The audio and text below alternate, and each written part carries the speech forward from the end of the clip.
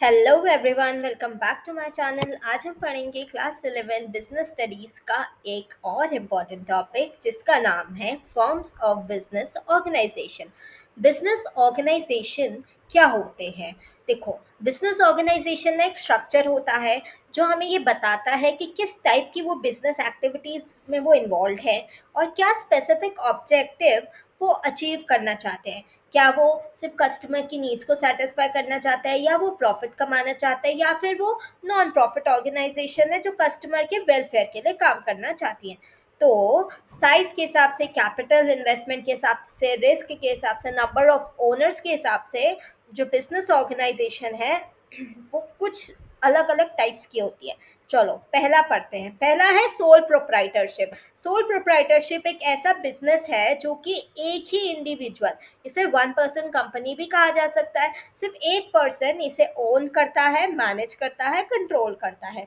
जो ओनर है वो लीगली, और जो बिजनेस और जो ओनर वो लीगली सेम है। ठीक है, इसके फीचर्स क्या है? सिंगल ओनर होता है, easy to start and close है, complete control over the business है, अनलिमिटेड लाइबिलिटी, कोई भी नुकसान हुआ अकेले ही बियर करना पड़ेगा, प्रॉफिट भी सारा आपका, नुकसान भी सारा आपका, और बिजनेस की एक लिमिटेड लाइफ होती है क्योंकि सोल प्रोप्राइटरशिप जर्नली ज़्यादा टाइम तक नहीं चल पाती।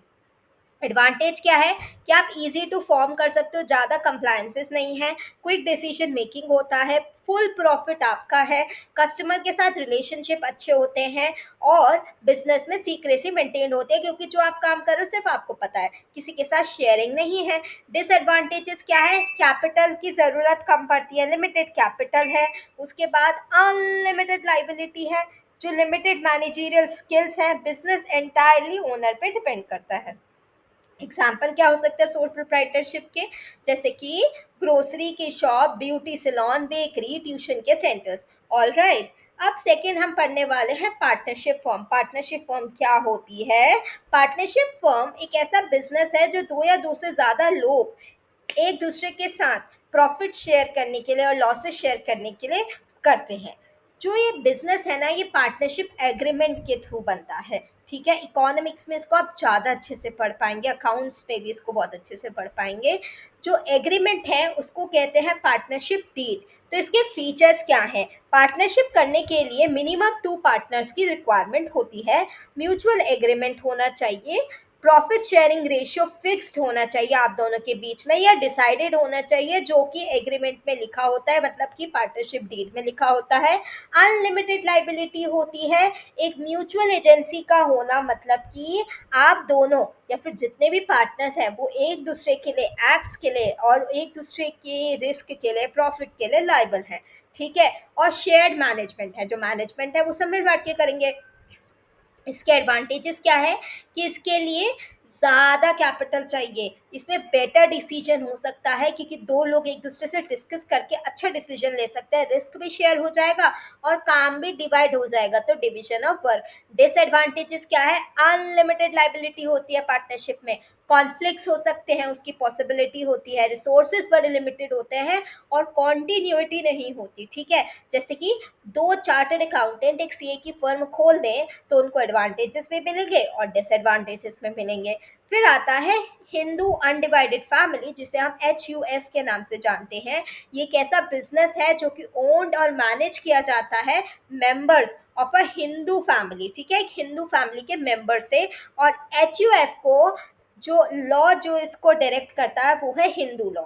जो एल्डेस्ट मेंबर होगा हिंदू फैमिली का उसे कहते हैं कर्ता। ठीक है, वही कर्ता रिस्पॉन्सिबल होता है HUF के डिसीजन मेकिंग और डे टू डे मैनेजमेंट में। फीचर्स क्या है? ये मैंने मेंबरशिप जो मिलेगी ना इस HUF की, ये आपको बाय बर्थ मिल जाएगी, आप उस फैमिली में बॉर्न हुए, आप उसके मेंबर बन गए। कर्ता मैनेज करता है पूरे बिजनेस को, ये हिंदू सक्सेशन लॉ से गवर्नड होता है। कंटिन्यूटी है बिजनेस में क्योंकि बच्चे पैदा होते रहेंगे, लीनियंट आते रहेंगे, एंसेस्टर्स के बाद उनके आगे की जनरेशन आती रहेंगी और कंटिन्यूटी बनी रहेगी बिजनेस की। और लिमिटेड लाइबिलिटी है मेंबर्स पे, लेकिन जो करता होता है उसकी अनलिमिटेड लाइबिलिटी होती है। एडवांटेजेस ये है कि ये स्टेबल बिजनेस है, डिसीजन क्विकली लिए जा सकते हैं, फैमिली का सपोर्ट मिलता है, डिसएडवांटेजेस ये हैं कि लिमिटेड कैपिटल होता है, कर्ता की अनलिमिटेड लाइबिलिटी है और फैमिली में अगर डिस्प्यूट्स आ गए तो उसकी वजह से एचयूएफ इफेक्ट हो सकती है। फिर आता है कोऑपरेटिव सोसाइटी। कोऑपरेटिव सोसाइटी एक वॉलेंटरी मतलब कि इच्छा से बनाया हुआ एसोसिएशन है, जो कि बनाया गया है सर्विसेज को प्रोवाइड करने के लिए और इकोनॉमिक इंटरेस्ट, मेंबर्स के इकोनॉमिक इंटरेस्ट को प्रमोट करने के लिए। It's objective is service before profit. इसका ऑब्जेक्टिव क्या होता है कोऑपरेटिव सोसाइटी का? Service before profit. फीचर्स क्या है? वॉलंटरी मेंबरशिप होती है, डेमोक्रेटिक मैनेजमेंट है, सेपरेट लीगल एंटिटी है, लिमिटेड लाइबिलिटी होती है और इक्वालिटी होती है मेंबर्स के बीच में। एडवांटेजेस क्या है?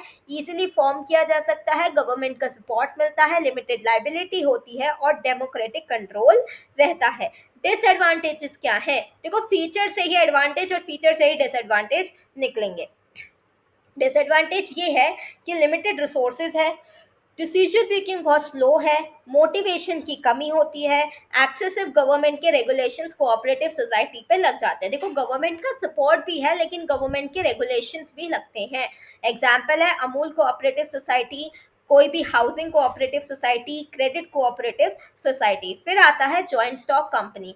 जॉइंट स्टॉक कंपनी एक आर्टिफिशियल लीगल पर्सन होता है जो क्रिएट किया जाता है लॉ के द्वारा और जिसकी सेपरेट लीगल आइडेंटिटी होती है। मतलब कि जो जॉइंट स्टॉक कंपनी है और जो उसके ओनर है वो दो अलग इंडिविजुअल माने जाएंगे in the eyes of law.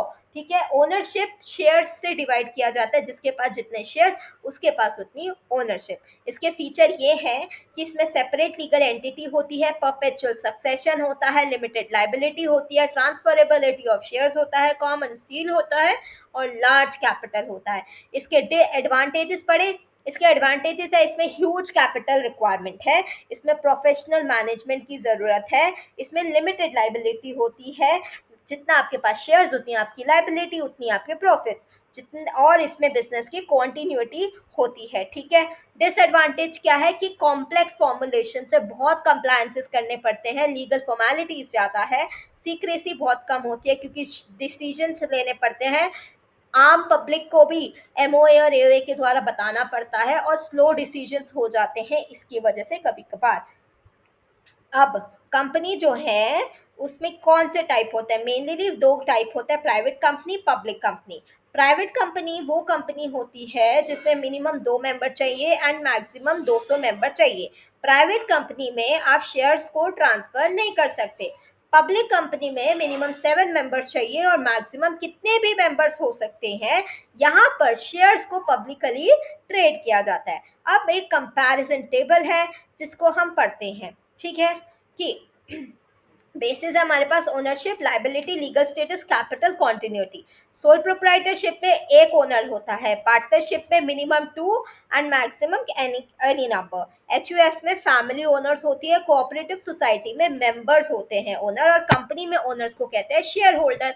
Liability की बात करें, सोल प्रोप्राइटरशिप और पार्टनरशिप के केस में अनलिमिटेड लाइबिलिटी है, एचयूएफ के केस में मिक्स्ड लाइबिलिटी है, मतलब कि कर्ता के अनलिमिटेड और मेंबर्स के लिमिटेड, और कोऑपरेटिव सोसाइटी और कंपनी में लिमिटेड लाइबिलिटी है। लीगल स्टेटस जो है एचयूएफ, पार्टनरशिप और सोल प्रोप्राइटरशिप को नहीं मिला है। कोऑपरेटिव सोसाइटी और कंपनी को एक लीगल स्टेटस मिला है, मतलब कि सेपरेट लीगल आइडेंटिटी मिली है।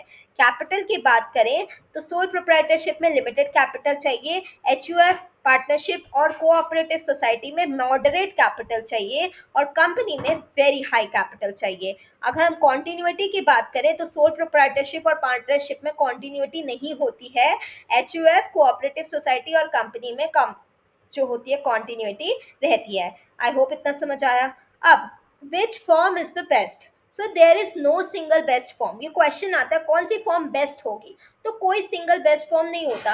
आपके बिजनेस एनवायरनमेंट को और आपके कंडीशंस को जो भी फॉर्म सूट करे आप उसे ऑप्ट कीजिए। अगर आपका बिजनेस स्मॉल है तो आपको सोल प्रोप्राइटरशिप बनाना चाहिए, प्रोफेशनल फर्म है तो पार्टनरशिप बनाना चाहिए, फैमिली का बिजनेस है तो एचयूएफ बनाना चाहिए, कोऑपरेटिव सोसाइटी तब बनाना चाहिए जब आप वेलफेयर के लिए काम करना चाहते हैं, और अगर आपके पास लार्ज स्केल का बिजनेस है तो आपको जॉइंट स्टॉक कंपनी बनाना चाहिए। तो चॉइस डिपेंड करती है आपकी कैपिटल पे, आपकी ओनरशिप पे, आपके रिस्क पे, आपके बिजनेस के ऑब्जेक्टिव पे। चलिए फाइनली अब हम एग्जाम के की पॉइंट्स याद कर लेते हैं, रिवाइज कर लेते हैं। सोल प्रोप्राइटरशिप में सिंगल ओनर होता है, अनलिमिटेड लाइबिलिटी होती है। पार्टनरशिप में एक एग्रीमेंट होता है जिसे पार्टनरशिप डीड कहते हैं और म्यूचुअल एजेंसी होती है। एचयूएफ में मेंबर्स बाय यू बर्थ होते हैं एंड कर्ता होता है। कोऑपरेटिव सोसाइटी का सर्विस मोटिव होता है। कंपनी की एक सेपरेट लीगल एंटिटी होती है, लिमिटेड लाइबिलिटी होती है एंड परपेचुअल सक्सेशन होती है। आई होप आपको ये फॉर्म समझ आई होगी। अगर आपको इसका डाइव डीपर कॉन्सेप्चुअल एक एक वीडियो सेपरेटली चाहिए या फिर इसका एक बड़ा वीडियो चाहिए तो आप मुझे कमेंट कीजिएगा, मैं वो वीडियो ले आऊँगी। As of now, bye bye.